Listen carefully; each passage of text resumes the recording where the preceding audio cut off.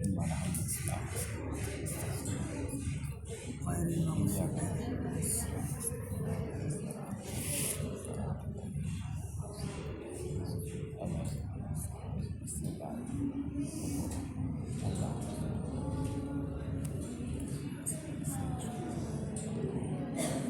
اللہ ونعم الوکیل نعم المولا ونعم النصیر اعوذ باللہ من الشیطان الرجیم بسم اللہ الرحمن الرحیم الحمد للہ رب العالمین والصلاة والسلام علی اشرف الانبیاء والمرسلین خاتم النبیین سیدنا و نبینا ومولانا بالقاسم محمد اللهم صل علی محمد وعلى لعنة الله على قوم الظالمين أعدائهم أجمعين.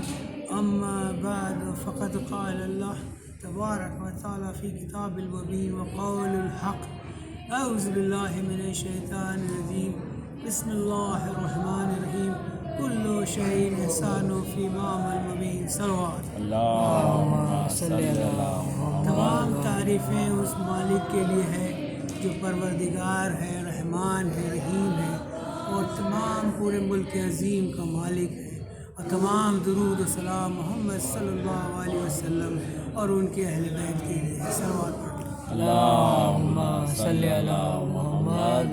یہ ہم لوگوں کی بہت بڑی خوش قسمتی ہے کہ ہم اس وقت پیارے دروازے سکینہ بنت الحسین، جن کا اصل نام رقیہ ہے، رقیہ بنت الحسین کے ذریعے کے پاس ہے.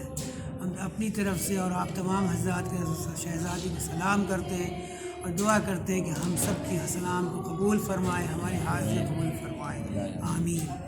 حضرات، جس آیت کریمہ کو میں نے ذکر کیا ہے یہ سورہ یاسین کی 12 نمبر کی آیت ہے، اور اس میں اللہ کہہ رہا ہے کہ ہم نے تمام چیزوں کو جمع کر دیا امام المبین میں. یعنی اگر آپ عام زبان بات کریں تو امام المبین میں پورا کنٹرول دے دیا گیا.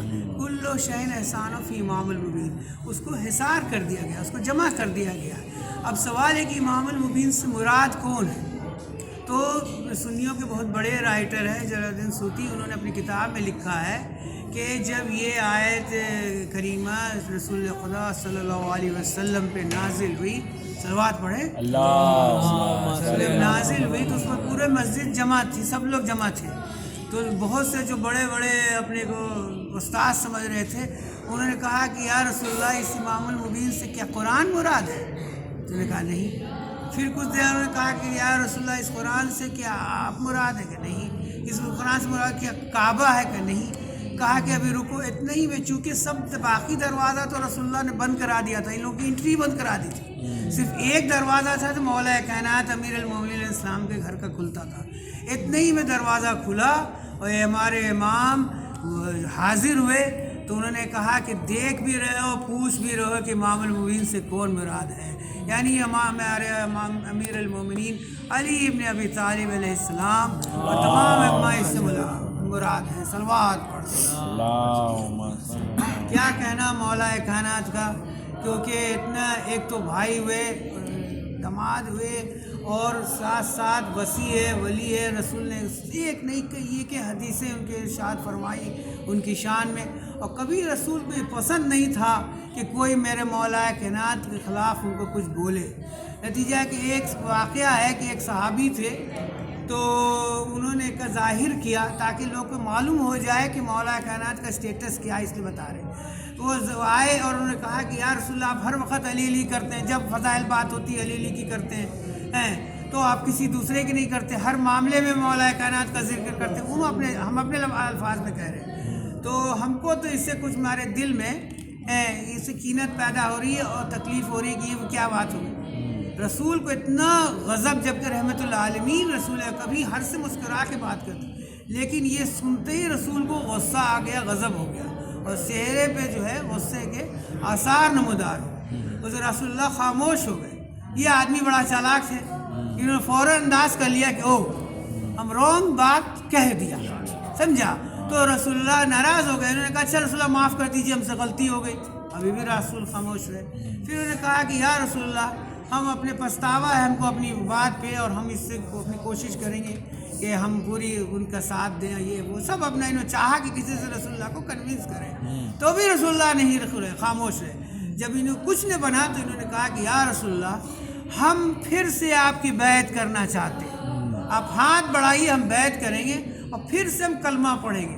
انہوں نے پھر سے کلمہ، تب رسول اللہ نے اپنا ہاتھ بڑھایا اور ان سے بات کی۔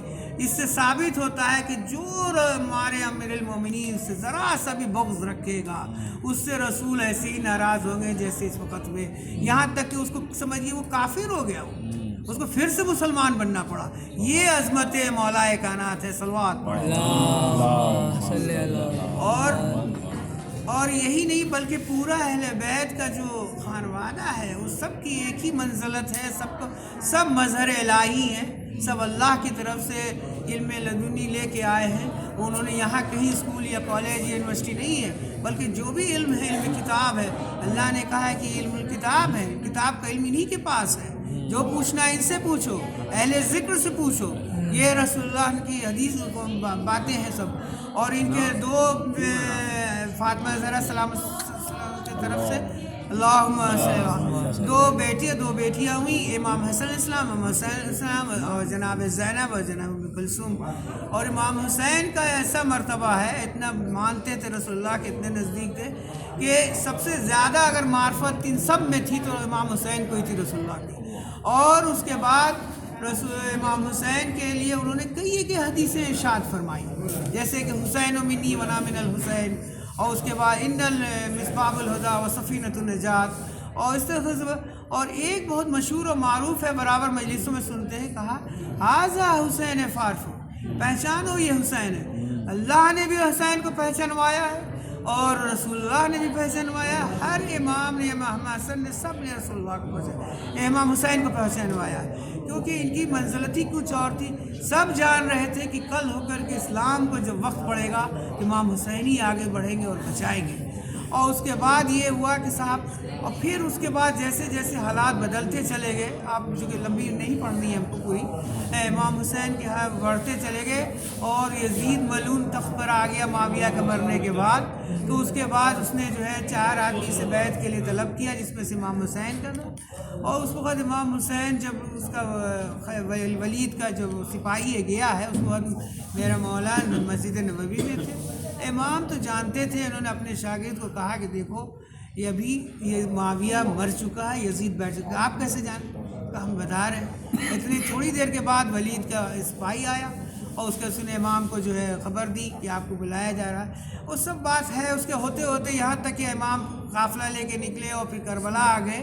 اور نتیجہ یہ ہے کہ آپ سب جانتے ہیں کہ 3 دن کی بھوک و پیاس میں رہ کر کے امام نے شہادت پیش کی، اور اس شہادت پیش کرنے کے بعد اور نتیجہ کہ جب آخری وقت جب نزدیک آیا، جب کوئی نہ رہا، نہ جناب علی اکبر رہے، نہ جناب حضرت عباس رہے، یہاں تک کہ 6 مہینے کے بیاسا جناب علی اصغر بھی شہید ہو گئے، تو امام ایک بار پھر سے آئے خیمے میں، کئی ایک بار آئے ہیں، لیکن اب جو آئے تو پورا امام زخموں سے چور ہے، خالی تیر سب لگے ہیں۔ آئے امام سجاد کے پاس، جناب زینب بھی ساتھ ہیں، کہا بیٹا اٹھو، سہارا دیا، کہا کہ کیا ہوا؟ کہا کہ بھائی اب بابا یہ آپ کس حالت میں؟ جب انہوں نے ہوش آیا دیکھا غش کے حالت میں تھے، تو امام کو دیکھا تو دیکھا کہ پورا اوپر سے نیچے تک تیر سے بھرے ہوئے امام اور زخم سے ہیں۔ آپ سوچئے کہ اس وقت جناب سکینہ بھی تو تھی گھر میں، 4 سالہ بچی، سوچئے اس حالات میں۔ میرے بچی کا تو طریقہ ہے کہ جیسے باپ گھر آتا ہے ویسے وہ پہنچ جاتی ہے، کیا رہا ہوگا، کیا ماحول رہا ہوگا۔ اور نتیجہ ایک امام نے اپنی امامت منتقل کی ان کو، اور پھر چلنے جب لگے تو شہزادی جو ہے اس وقت آ کے ان کو کچھ سمجھ میں نہیں آیا، تو جب امام حسین سوار ہو کے نکلنے والے تھے تو اب شہزادی نے کہا اپنے رہوار کو، امام نے پہلے تو امام نے ادھر بھی دیکھا، ادھر کوئی بہت چڑھانے والا نہیں تھا، کوئی رکاب پہنا، تو جناب زینب بڑی، اور اس کے بعد جب دیکھا کہ میرا رہوار نہیں پڑ رہا تو کہے رہوار یہ آخری خدمت ہے، تو دے دے۔ تو اس نے اپنا سر اٹھا کے اشارہ کیا، اب جو دیکھا تو جناب سکینہ گھوڑے کے پاؤں سے لپٹی تھی، کہہ رہی میرے بابا کو نہ لے جاؤ، جو لے گیا وہ نہ لوٹا۔ حسین نیچے اترے, بیٹی کو سجایا, کہا بابا ایک بار تو سینے پر سلا لو. اس کے بعد شہزادی کو امام حسین نے اپنے سینے پر سلایا, اور اس کے بعد تھوڑی دیر 2 منٹ نہ گزری تھی کہ ایک بار اٹھے, کہا جاؤ بابا خدا حافظ. کہا ابھی تو تم نے کہا تھا کہ سلاؤ, اب کیا ہوگا؟ نہیں, دادی آئی تھی, کہا اب نہ روکو. اور اس کے بعد نتیجہ یہ کہ پوری جنگ ہوئی, اور جب امام شہید ہو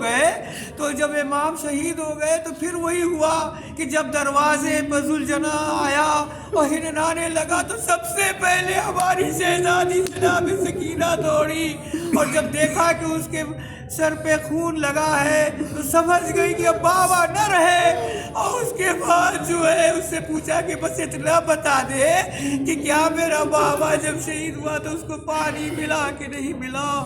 اور اس کے بعد حضرات شام غریبہ آ گئی, اور اس کے بعد وہ حمید ابن مسلم لکھتا ہے کہ جب خیمے جلانے لگے تو شہزادی کے کرتے میں آگ لگ گئی تھی. شہزادی دوڑنے لگی, میدان بڑھتا ہے بجھانے کے لیے. شہزادی کو خوف ہوا, کہا کہ دیکھ میرے نزدیک نہ آ.